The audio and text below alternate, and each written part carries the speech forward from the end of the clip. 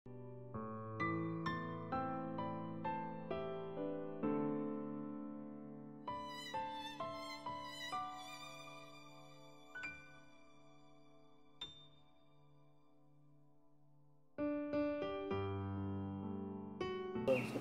selamat pagi. Hari ini saya mau menyelesaikan renungan seri saya dari kitab 2 Petrus. Dan saudaraku, bagian terakhir dari kitab Petrus saya beri judul kewaspadaan iman supaya tidak tersesat.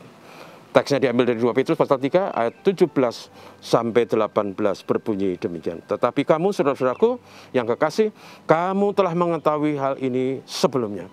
Karena itu waspadalah supaya kamu jangan terseret ke dalam kesesatan orang-orang yang tidak mengenal hukum. Dan jangan kehilangan peganganmu yang teguh.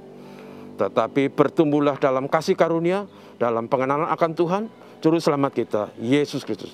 Baginya kemuliaan sekarang dan sampai selama-lamanya. Saudaraku, kita harus waspada karena kalau kita tidak waspada, kita bisa tersesat. Dalam dunia ini, saudara, sesuai dengan teks kita, ada banyak orang yang tidak tahu, tapi merasa tahu. Lalu orang yang tidak tahu dan merasa tahu itu kemudian menyesatkan banyak orang.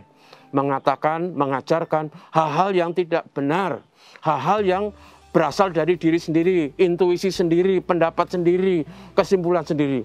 Bukan bersumber pada kebenaran kitab suci. Dan saudara sekalian, kita dinasihati di situ supaya ada dua hal. Supaya kita tidak tersesat.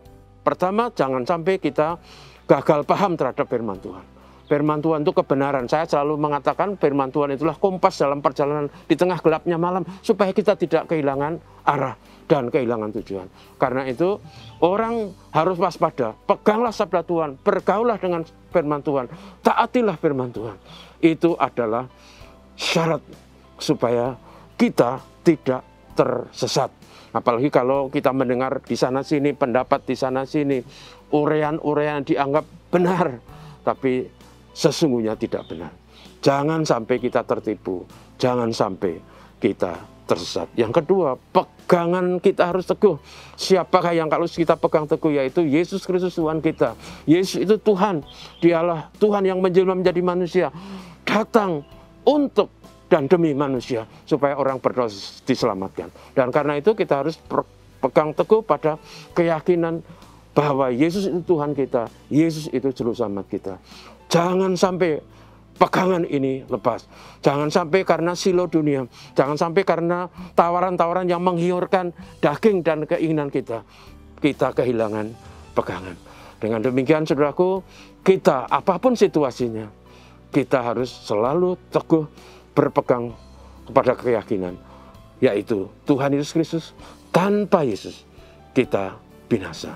Karena dalam ajaran kitab suci, keselamatan itu hanya bisa diperoleh, yaitu setiap orang yang percaya kepadanya, kepada Yesus, supaya tidak binasa, tapi beroleh hidup yang kekal.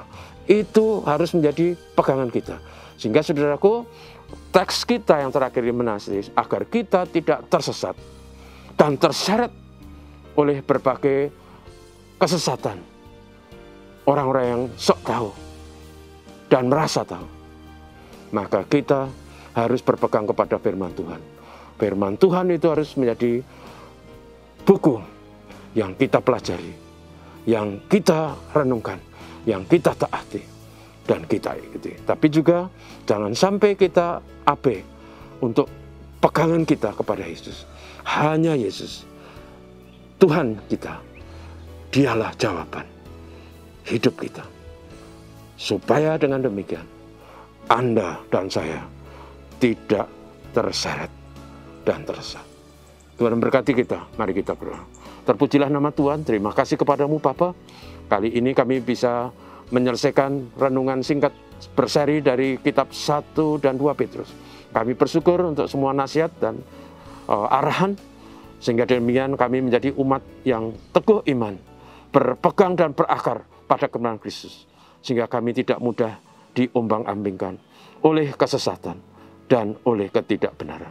Berkat Tuhan kami mohon dalam segala perkara yang kami lakukan, Berkat Tuhan kami mohon untuk negeri tercinta, negeri kami Indonesia. Terpujilah namamu Bapa, terima kasih. Dalam nama Yesus kami berdoa. Amin. Selamat pagi, saudaraku.